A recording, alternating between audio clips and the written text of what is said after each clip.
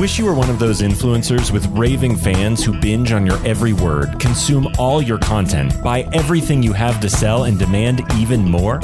Then stay tuned while Authority Magazine columnist and BuzzFeed contributor Tracy Hazzard shares strategies, tips, and tactics from top videocasters, podcasters, authors, and social influencers on creating that bingeable factor. Now, let's join Tracy as she explores how to rise above all the digital noise with the Binge Factor.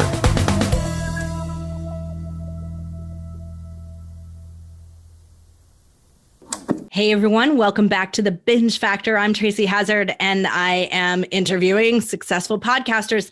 And this one that I have for you today is someone that I'm in a mastermind group with. And I just couldn't resist bringing him on because, well, he's got a tremendously impressive show, number one, but he's got a great background in media already. And he's just built such an authoritative brand that you got to check this out. So I have Rick Jordan from All In with Rick Jordan.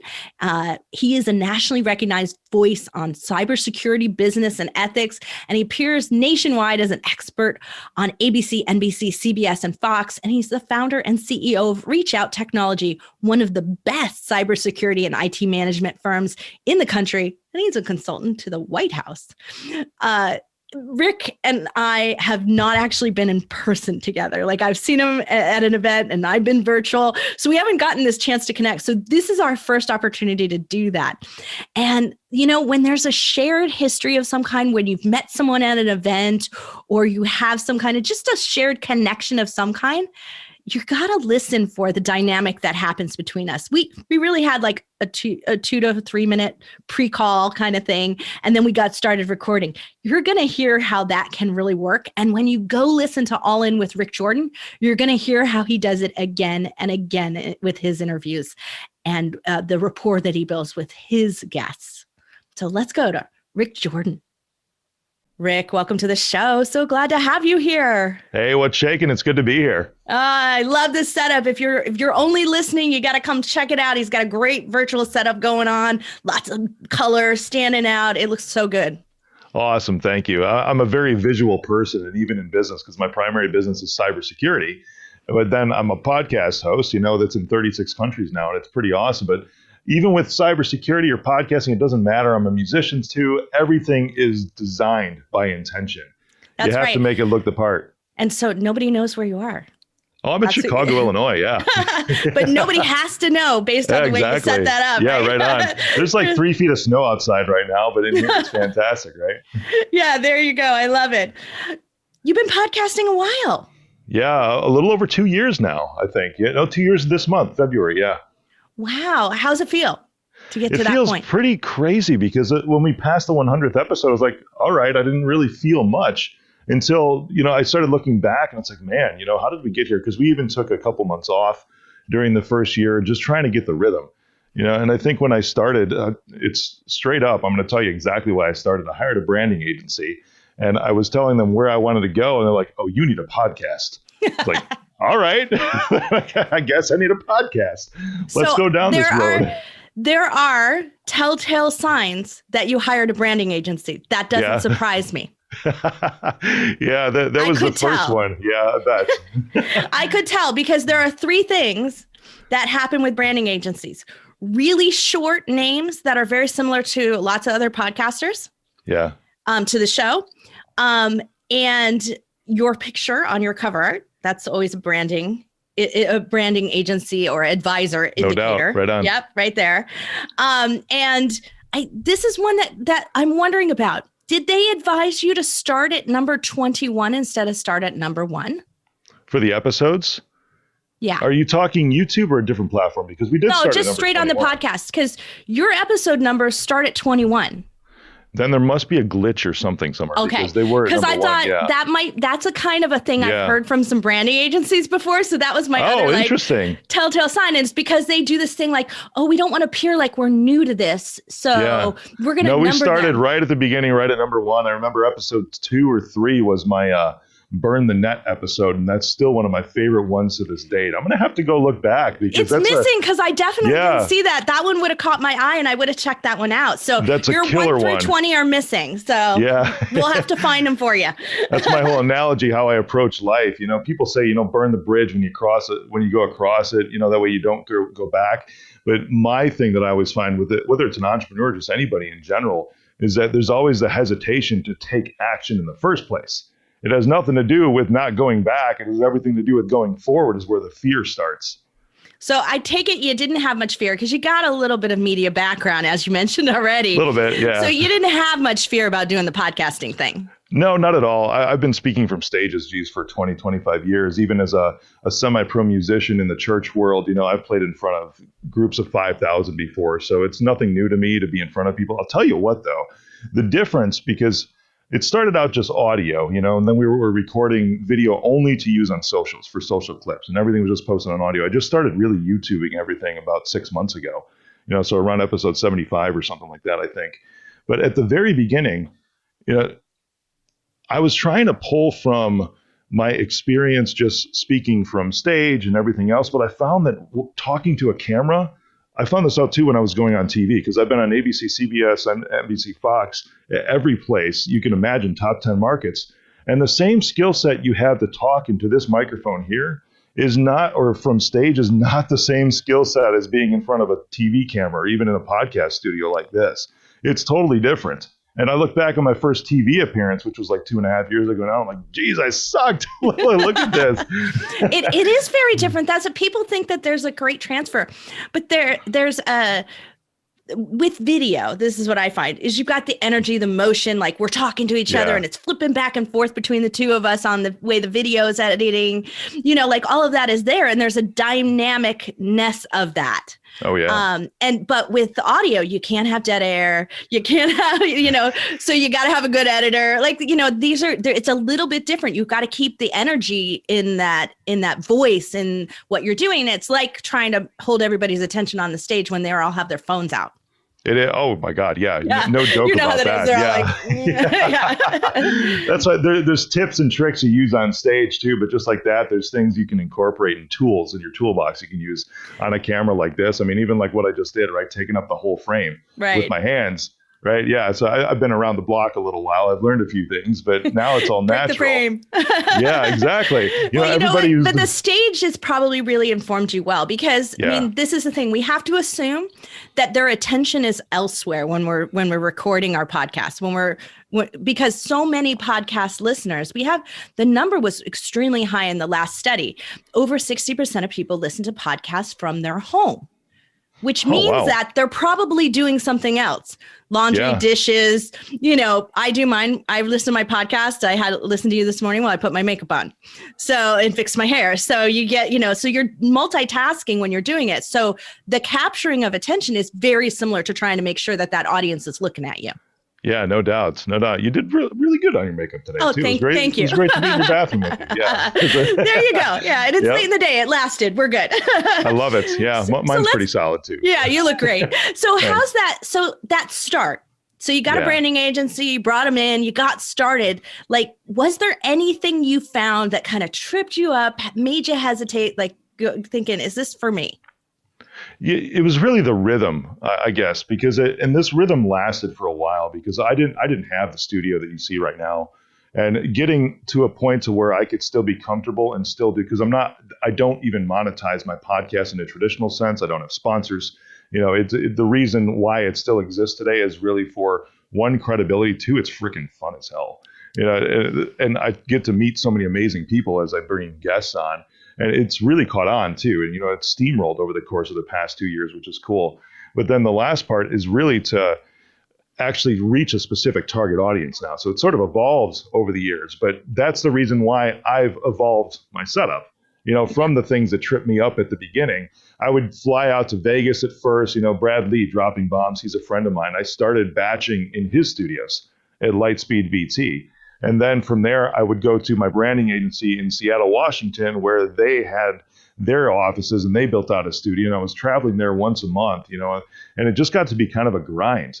And then even back in this studio, when we first built it, we were just scheduling, my team was scheduling just whenever, and I felt like, it's like, crap, all I feel like I'm doing is freaking dropping podcast episodes. Like it like mentally. Well, and you do 2 a week still. Yeah, I do. You got it. Yeah. So then we shifted probably about 5 months ago to batching hardcore once a month. And we do that 2 days, the first or second week of the month, just back to back, 5 episodes a day.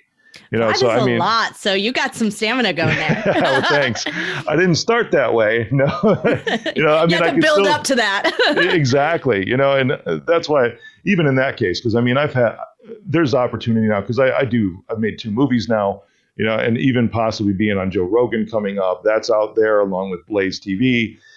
But those can be longer shows too.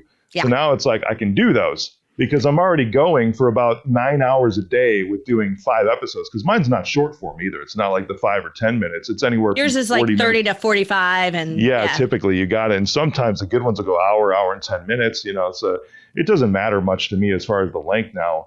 And it doesn't matter to your listeners either. So you're hit that right. That's awesome, isn't it? Yeah. I love that. It's interesting you were talking about the people that are doing something else, right? Because I switched branding agencies, and now it's more of a larger PR firm that we're using. And they're incredible, but they listen to the show, to my show, All In. And 5 of them in the company listen to it. And they play it in the background, just like they listen to any other show. And then they try to track when they check out. And I remember them saying this. It's like, we checked out in one episode about 12 minutes in, and another one was about 25 minutes in. So there's been changes that have been made since then. You have a harsh critic agency. Good for you. Well, I want it to be the best possible, for real. Because at first it was just, I'm doing this because literally my branding agency told me I needed it. And then I caught on to it, and I just started loving it. And then it ended up grabbing a purpose to it after that point. So it was this transition about not really knowing why I'm doing it, except somebody told me I needed to. And then going into where it actually started to become something fun for me, really, really fun. And then it transitioned into having an actual purpose, and now it's being polished. It's in the process of being extremely polished. So, there's an interesting dynamic you have, Rick, between your core business, which is really cool, by the way. Oh, thanks. You're a cybersecurity IT expert. You've got all that going on in your core business. And then the podcast All In is much more general, more entrepreneurial. Have you found, because this is a hesitation, I think, for a lot of podcasters out there, is that they feel like they either need to do one that's completely within their niche, or they're doing completely one that's only like personal brand, authority, speaking, building. And it sounds like your speaking career is going just great. Maybe you don't need to put that much work into your podcast. So how did you find that was there a dovetail between the 2 pieces?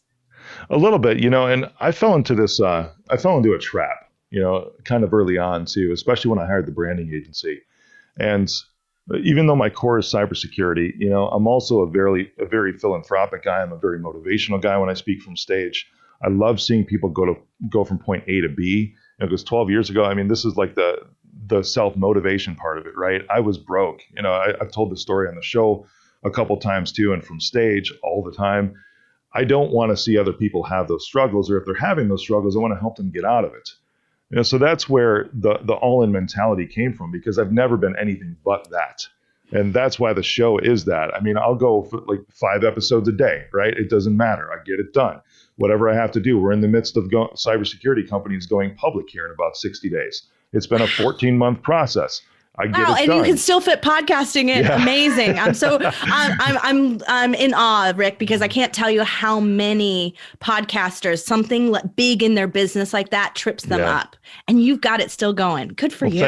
Thank you. And this is where I think that some other podcasters would probably get tripped up, because I didn't go into this thinking I'm going to be this internet guy or this coach guru, or this Instagram god, that just sort of came about because I had something like I enjoy calling a real business, and that's, so the podcast part of it is now it's funny, because you're like, hey, you're a little broad right now. And what I fell into at first is I let my branding agency really tell me everything, and their background was in this internet guy, coach, Instagram guru area. And that's sort of how it just went for a year or so until I started asking questions. And it's like, I had this other stuff, but there is an allure to it. And that's another place where I got tripped up at the beginning, because you start to see, okay, for me, the allure was I can actually go out and help a lot of people. It doesn't matter about my industry that I'm in. I can help anybody because I see the strategy. It's a gift that I have, and I can just dive in. And I've talked to so many amazing people, and I've picked up all this other knowledge. I can just pour it into them. I'm like, yeah, let's go do it. But then it's like, wait a second, that's not making me any money, because I have the other deal over here. So that was the second year of the show, is trying to figure out how to meld all these things. And now, because you said we're broad, it's interesting because just in a couple months, we're going to do kind of a relaunch, because we're doing 2 episodes a week right now, as you said. I can see it, yeah. Yeah, one of them is going to be completely, broad and entrepreneurial and motivational and aspects of that and business related. And the other one's going to be completely cybersecurity. So I'm so glad to hear that, because I was like, I want to hear more about this. I'm so curious. And there's so much, there's so many documentaries. I want to hear from someone that I trust. And because I know you from a group that we belong to together, I'm like, I want to hear from Rick. I want to hear what Rick has to say about this. But I think this is such a good time for you to pivot the show. Yeah. And because you've got so much under your belt already, there's just so much credibility built in that you're shifting it now to make it continue to work for you, but to really work for your audience too. Yeah, you got it. That's exactly it. And it has to fit into the grand scheme of things as well. And that's because we've had the discussions internally, I'm just being raw. I hope you don't mind that. No, that's what we want here. Good. I mean, there's been discussions, probably 3 times over the past year or so. It's like, do we keep doing the show?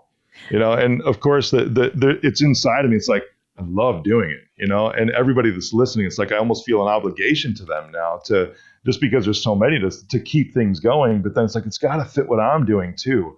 And how do we connect all the dots? And that's why it's a really hard choice. But I'm glad you asked yourself that question frequently, because that in and of itself keeps the show really on point. It keeps it going in the right direction if you're constantly asking yourself that. Because I think that after this stage of your show's there because your listeners are there because they want you. Yeah, right on. Right? Yep. And they want to see where you're going to go. And when they hear your company's going public, they're going to want to know more. They're going to want to dive into the space with you. That's exciting to me too. It's good. I appreciate the encouragement on that also. But it's because the way that we're going public is we're going to acquire other IT and cybersecurity firms. That's the whole reason for going public. It's in business. It's called a roll-up. So we're looking at doing a roll-up strategy. Nice. I love it. Yep. We're not doing it in public form though. I love the public side of this too, because it's almost like it's kind of like a for the people, by the people thing. I'm a little. It fits your industry better than it does mine. So. Yeah, for sure. But that's the other reason for kind of reskinning the show as well, is just because we want to appeal to that audience. And even though there's a lot in my industry that listen now, I still want to make something that's a little more targeted, because in the business world, I'm building a huge company now. And everything that I do has to tie together somehow. There can't be any orphaned projects that exist. Well, that's true, because your time is really valuable and you have a whole lot of people expecting you to make sure that every hour you spend is very valuable. You got that pressure, but you also have a spokesperson pressure, right? Yeah. So, you have to be careful of what you're saying out there, how you're curating that, and being in control of that is a whole lot easier than just, than having it out there in the media. Controlling the media yourself is a better way to go. You got it. You make the press. That's how it rolls. That's right. You make it. So have you considered that you have binge listeners? Because this is a binge factor after all, and I want to make sure we touch on that. Yeah, I have. And that's another thing that's interesting to me too, because even in just the last 2 batches or so, these episodes might not even be published yet, because we batch now with the new PR firm. We batch about 2 months in advance, sometimes 3 months. So anything that's right now, and then we'll shift the publishing schedule around sometimes. Like if I have the other day I had a huge Bitcoin expert on. And of course, that's crazy and relevant right now. Yeah, we want to hear about that today, not 3 months from now. Exactly. But I would say the bubble burst. If it is a bubble, people are speculating whether it is or not, but that happens next week. Now all of a sudden, we don't want to trash the episode either. It has to be relevant immediately. But even in the past, 20 or so episodes, and I say 20 episodes because that's like a year for some people. For me, it's like 10 weeks. Yeah. It's 20 Me too. episodes. So I get that. Yeah. So even in the past 20 episodes, which actually, now that I think about it, it's kind of cool because we publish so frequently, we can pivot really fast too. And if something needs to be changed, we can shift it, and it happens next to immediately or relatively soon. But as far as a binge scenario, I started looking at other podcasters too. And it's like, I always used to take my intros a little bit softer when I would start talking to the guests, because I'm such a personable dude that I love getting into the personal side of things and trying to find questions and making the individual human. Because if I have like Sir Ronald Cohen on the show the other day, who ran finances for the UK while they were president of the G8. I mean, the guy is a mogul. He's a knight in Great Britain. And I'm talking to him. It's like, what's the human side of you? Let's make this relatable. That's the question I always ask for these huge experts, But now I'm introducing everybody with a bio at the very beginning of the show, because it's trying to capture the listeners, especially for the binge listeners, to say, this is what you're going to hear. And I never go back, because it's so tight in time for how much I produce. And I'm sure you know this too, that I usually don't go back to try to record an intro after or anything like that. It's like, what we drop is what we drop. Are you recording some of them you use? And I spot listen through, because I got to prep for our interview here. I can't listen to every episode, but I spot listen through. And for some of the ones that I listen to, you introduce the guests with them there on the air. Yeah, for sure. You got it. Is that still your process, even though you're doing a much more, I'm going to say, longer bio? Yeah, it is. Absolutely, it is. So now it's, even turning, because I've done a lot of TV appearances, right? And I look at that for inspiration too, and how they work, because we're really producing this as a top quality show. You can see the studio, everything. There's nothing that we're skimping on as far as quality. But I'll even turn to the side, because it's 3 cameras in here. And I'll turn to the side, and I'll look at a different camera with a prompter, and I'll read the bio, just like they would, on a Today Show or something like that, or the Tonight Show. That's exactly how I'm doing it now. Oh, nice. But, I think that's an interesting way to go about. So when I looked at your binge factor, when I'm analyzing this, when I'm really looking at a show and says, this has bingeable features, and when it has bingeable features, what that just means simply is that people are going to listen to most of your episodes. They're going to go through it. There's going to be a few they skip. It always happens. Yeah. Someone they didn't like who you have as a guest, or an irrelevant topic to them. But for the most part, they're going to want to consume and hear where you're going, hear who you've got on next, and keep going. Yeah, right on. Yeah. Right. So there has to be some reason that they say, okay, I want more. And what is that? What is that factor? What is that binge factor that keeps people wanting more? And the way that you introduced those guests with an energy that is, out of the gate sharp, right? You've got this power energy at the beginning that sets a tone. So many of them have a slow roll beginning because, and so I've guested on a lot of shows too, and I know exactly what you know what I'm saying. Yeah. And so this hits them right into it and rolls them into it. But you don't always do the whole bio. You do little bits and pieces. You welcome them in, then you do a little more bio, right? And so that in a way, I think is actually what draws them in. And then once they're in, it really is your professional style, the way you ask questions, and your relatability. I can tell that I do this for a living, obviously, and I've done thousands of interviews myself. I can tell that there are some people you don't know when you've gone to interview them, but it is really hard to tell that you're not friends with them. Oh, awesome. Thank you. So that's great. That's why I believe people are binging on your show. That's so fun. Thanks. You're welcome. I have to make it that way. I love meeting people anyways, in person or, on remote show. I do miss, I'd say this. I really, really do miss the in-person guests. Oh, me too. And it's, we're set up obviously in a pro studio, but at the same time, right over here, because the studio that we built here actually has 4 different sets, but we can just attach right over here and I can have a fantastic conversation. The last in-person one I did was a pastor on Christmas Day for a Christmas episode of 2020. Just feeling the energy in the You're room. lucky you could do a live one then, right? As I know, everything was right? shut down all over the place. I was so excited, just say, hey, there's another person in here. Woo! Yeah, that is getting really hard. Well, I want to touch on the 5 things because this sort of the way you interact with your guest ties into our 5 things that we ask every podcaster who comes on the show. Cool. And so the first of the 5 things is, how do you get great guests? And in your case, I know you're using a firm. So how do you decide that they're going to be a great guest? Oh, I actually have nothing to do with that personally. And that's, isn't that fun? Did you give them criteria? Because they seem to really fit your mission. They do. And we did not actually even start using the PR firm for guests until maybe a month ago. And that's all done internally too. I have a number 1. I call her my number 1. She's first officer, right? And her name is Ashley Kedra. And she goes out and vets all of these guests. Ashley's got your number because she's got it down right for you. Because it's really great that you have such a great, not everyone is name recognition, right? But of course, but they're interesting people. But they're really interesting people, right? They've got that all in mentality that you're trying to talk about. So you're doing something really right there. But so then let's tie into the second part of the question. So how do you prep for that interview? There's a process internally that we've developed over the past year or so. And there's some sheets that are handed to me. We've gotten better at getting them to me about a week in advance now, but there's always bios that they submit. There's an intake form I know of as well that they submit their own PR stuff. But then a lot of times, we even have assistants that will go out and scour the internet for more information from them.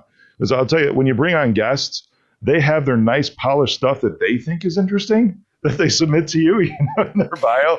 And that's not the stuff, right? No, it's not the stuff at all. So I had a guest on the other day and I was telling him, like, so what happened when you were 17, when you had this life altering experience, when you almost died? And he was like, that's not in my bio. I'm like, I know. That happened to me. I got to interview someone and I got to ask him about when his partner was killed by the mob. And he was like, how'd you know that? And I was like, your son actually told me because I pre-interviewed him. But it was one of those things. Well, that's so There's a whole team. There's about 6 people that go into every single episode, from production and research. And that when I put it out there, I'm like, I want to know the stuff that people are really going to be interested in. And I need 3 questions that I can ask all the time that they did not give us anywhere in their bio or in their media sheet, their press kit, anything. We need to find the stuff that is actually going to cause listeners to want to just hang on every single word.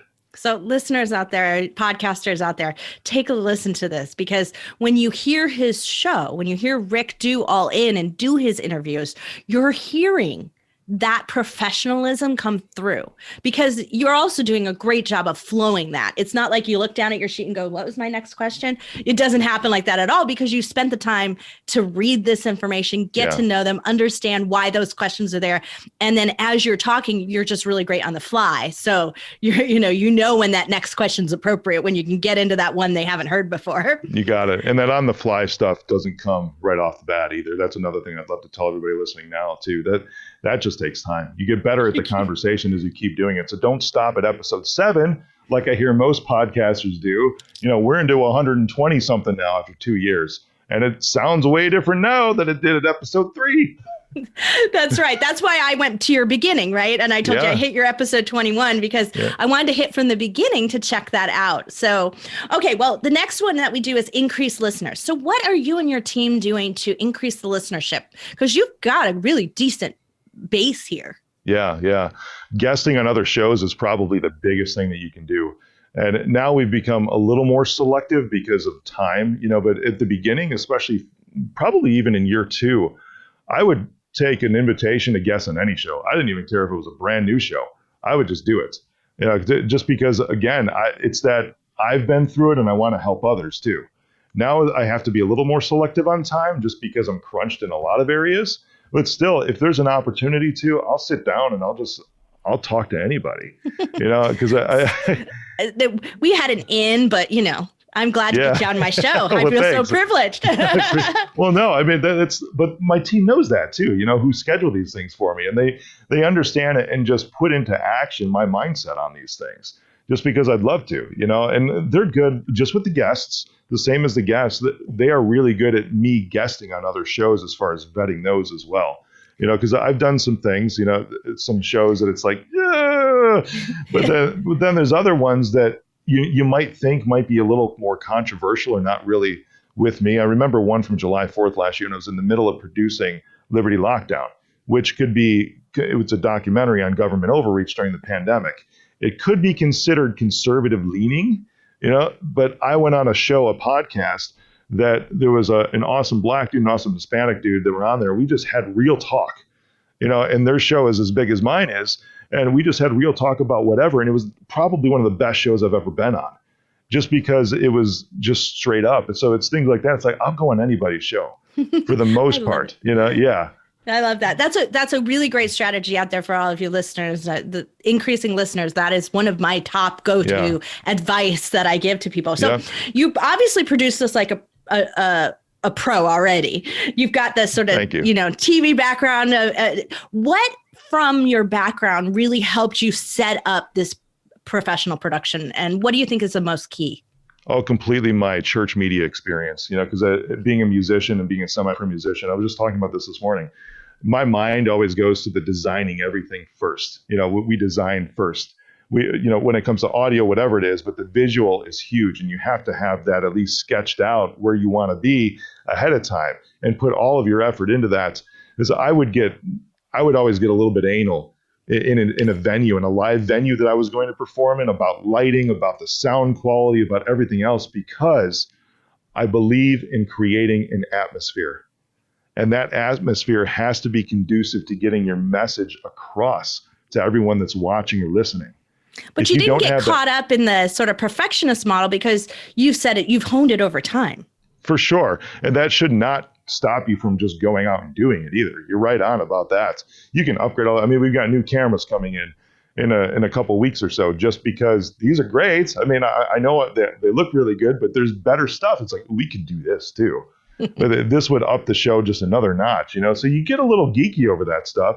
But still, the main goal is to create that atmosphere where listeners will be able to latch on and take something from that. And I call it the one thing in some segments. It's a recurring segment in the show. If you had one thing today to take out of the show, here's what it is. I give them one thing when I do that, but I always ask the listeners too. It's like, pick out one thing that you can take from today. And that's what I would say, even in answer to this question, is trying to create the atmosphere so that it can produce that one thing. I love that. Do you encourage engagement? Are you working personally on the engagement of your community and your listeners? Personally, right now, I do go to my DMs. I do go on Instagram, just like almost anybody does. So the answer is yes. I do have a team that also works on engagement, because there's just way too much for me to handle on my own. There so is, right? Yeah, there's a lot. Oh my gosh. Plus, when we started doing celebrity collaborations just a little while ago, and also doing giveaways of our own on Instagram specifically, we give away $100 every single week on Instagram on a contest. So I'll go on there, I'll reply to comments, I'll answer DMs, I'll add to my stories. I love doing that, because the messages that I hear, and this is about that creating atmosphere, and the messages that I get sometimes, especially from these giveaways, is, oh my gosh, you have no idea how much this helps. My mom just got a medical bill last week that she couldn't pay. And this $100 that you just gave me, that you just gifted to me because I won the contest, is going to cover that bill. Aww. That's why I do this. Who cares? It's $100 every single week, but it's something, of course it has a business purpose behind it, but why can't it also help people at the same time? Of course it can. That's right. So yeah, that's really, I prefer that kind of engagement. And I think this is what I've noticed in, we're connected on social media, but I've noticed that your engagement is purposeful. It is. You got it. Yeah. No, I think that's a really great way to, hone that social media presence over time. So you said before, you don't really monetize your show, but I think you might be a little, let's not look at it as you're not making ad dollars, but you are right definitely profiting from the professionalism, from the authority, from the influence that you've created by having this show. What are some things that, have turned into that for you? Some Without a doubt. Clients, targets for acquisition when we go public, influence within my industry space, influence within outside my industry space. It's because of my presence and my brand that I was actually in the White House 4 months ago too, specifically for my industry. I mean, if they go out and see that, even when I was in the White House, because I was there to kind of lay the smackdown on the NSA, the CIA, and all the other guys in the room, just to bring it from the human aspect that I was talking about. And I started out my speech in there after I heard all this BS, right? Because if you look at my Instagram, it's cybersecurity motivation, no BS. That's in the bio, right? So I'm just a guy that, goes on ABC, NBC, CBS, Fox, speaks at Harvard, NASDAQ, has a podcast in 36 countries. That's why I'm in the room. So when you talk about I haven't monetized it directly, not quite directly, but very much so indirectly in a lot of ways. Yeah, there's a lot of built-in good authority that way. That's absolutely for sure. You got it. But, and I also think that in your particular industry, and especially with your model of acquisitions that's coming forward, is that it's essential that you're trustworthy. And by showing up for people week after week after week, that's an example of being trustworthy. Yeah, consistency, trust, everything. That is everything in this industry. You got it. Yeah. So if someone's starting a podcast today, what's the one thing that they should consider and do? Oh, just start publishing your episodes.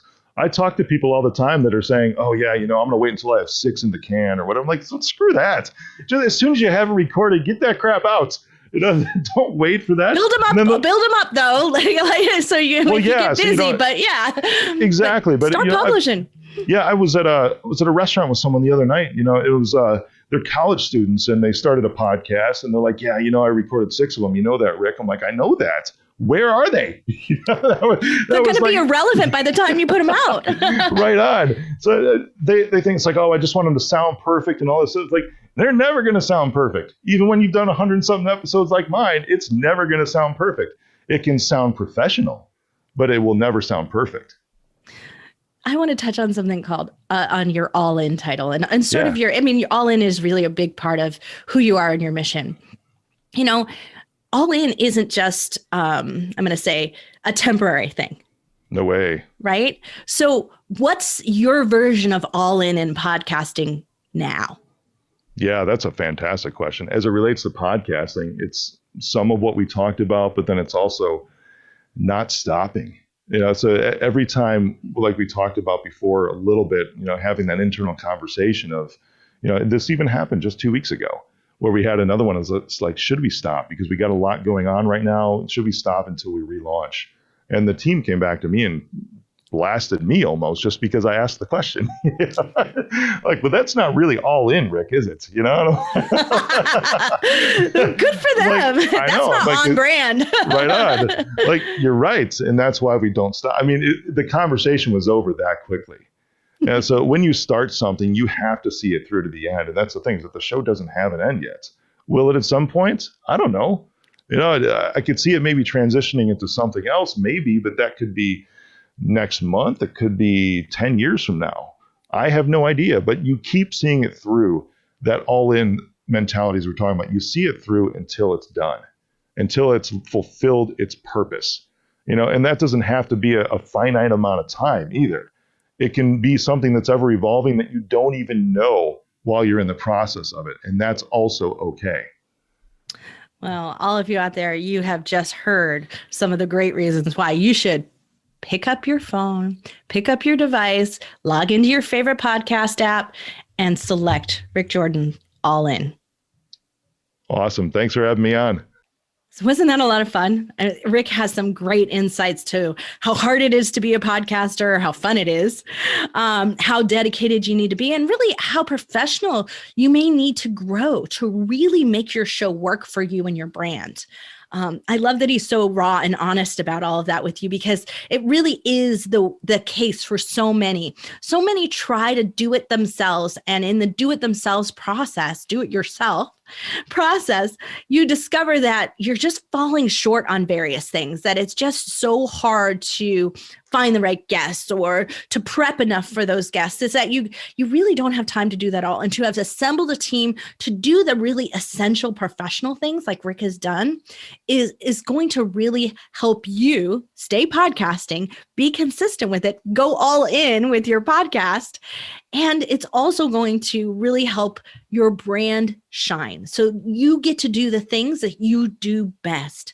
So whatever you can do to start to structure those things, or only take on bits and pieces and start to make it more professional as you go. That was great advice from Rick. He goes all in whenever he can, but that didn't mean it hung him up so that he didn't get started. So go ahead, go all in on podcasting and go check out Rick Jordan, All In with Rick Jordan, the podcast. Go check it out right now. So thanks everyone for listening to the Binge Factor. I'll be back next time. Looking forward to feature your show right here on the Binge Factor. You've been listening to the Binge Factor podcast. For more information on podcasting and videocasting success tips and tactics, please go to thebingefactor.com. And be sure to listen to our other show for podcasters called Feed Your Brand. If you'd like to be interviewed on this show, as well as featured in Tracy's column, please go to thebingefactor.com/guest and apply.